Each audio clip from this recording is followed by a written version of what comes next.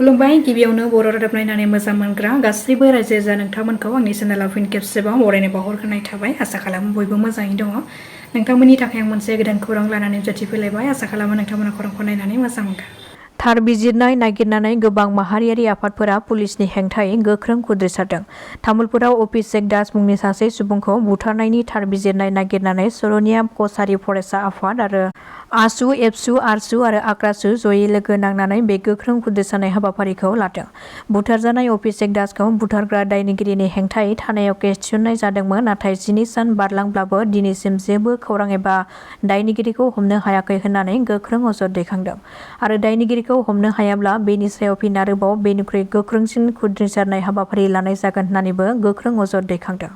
गोदानै दाजानाय राजखान्थि हान्जा एबा एपिबिआ नैथि खोलोबनि बिजाथिफोरनि मुं फारिलाइखौ फोसावबाय। बे फोसावजानाय बिजाथिफोरा जादों 2 नं गुमा बियाबाव एमडि दिलवार हुसेन, 4 नं जमदुवार बियाबाव हरकिउलियास बसुमतारी, 5 नं सराइबिल बियाबाव नारा बसुमतारी, 9 नं बनरगाव बियाबाव मनज मुसाहारि, 19 नं थुरिबारि बियाबाव रसराज बसुमतारी, 22 नं दारांगाजुलि बियाबाव मनज गयारी, 40 नं रौता बियाबाव प्रमद बसुमतारीखौ बिजाथि महरै फोसावबाय एपिबि दोलोनिफ्राय। नलबारिनि महकुलित मुंनि ओनसोलाव गिख्रंथाव जाथाय जादों। जाथायनि सोमोन्दै मिथिनो हानाय बादिब्ला मोनानि समाव साथाम डकाइतनि हानजाया प्रमद बर्मन मुंनि सासे सुबुंनि नखराव हाबनानै उन्दुना थाबाय थानाय समावनो आखाइ आथिं खाख्रबनानै गोदोनायाव गामसाजों मेरायनानै बिसिनि सिगाङावनो इनायै बुथारो आरो बिसिखौबो आखाइ आथिं खाख्रबनानै खमैबो खावसे घन्टा समसिमहालागै नखराव बुग्लुं बुसिन नागिरनानै रांखौ लुथिनानै लानानै थाङो। बे जाथाया ओनसोलावनो मोनसे गिख्रंथाव थासारि सोमजिहोदों।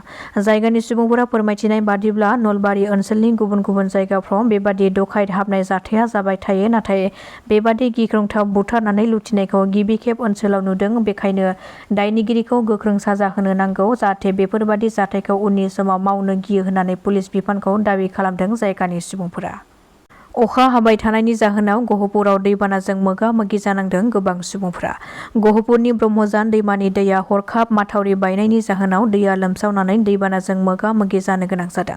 बे दैबाना जानाया बोसोरफ्रोमबो गोबां सुबुंफोरखौ हालाय हाफाय खालामो। बेखायनो सोरखारा बे दैबाना लोमसावनायनि जेंनाखौ फोजोबनानै होनांगौ आरो माथावरिखौबो खोनानै होनो थाखाय खावलायदों दैबानाजों भुगिनांनाय सुबुंफोरा। बिपिएफ दोलोनि आफादगिरि हाग्रामा महिलारी बिथाङा सा9 बिजाथिफोरनि मुं फारिलाइखौ फोसावबावबाय।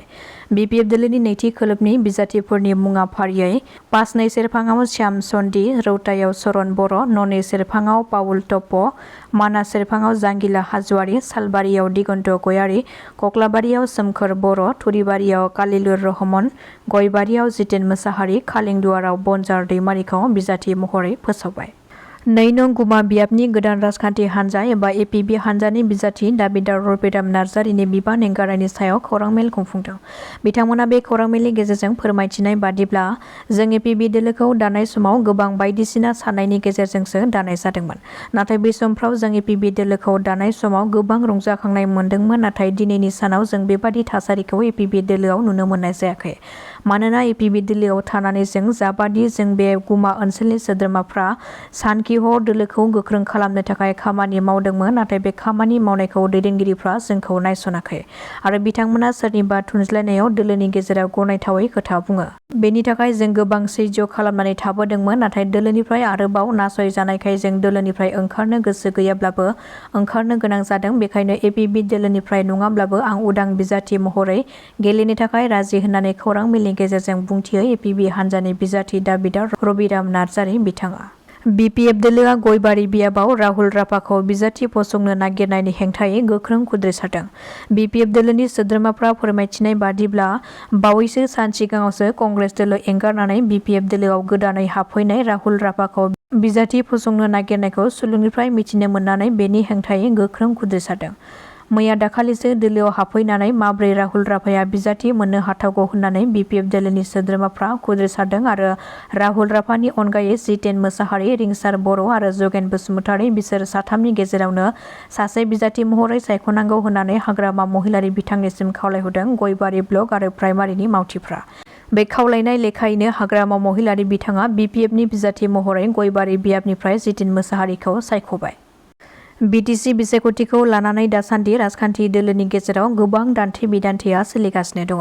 बेनि गेजेरावनो हाग्रामा महिलारि बिथाङाबो खौरां मेलनि गेजेरजों फोरमायथिदों दि जोंनि बियाबाव खाम्फा बरगयारी आरो फेरेंगा आरो प्रमद बर' बिथांमोना बबेयाव गेलेयो बेखौसो आङो नेगासिनो दङ।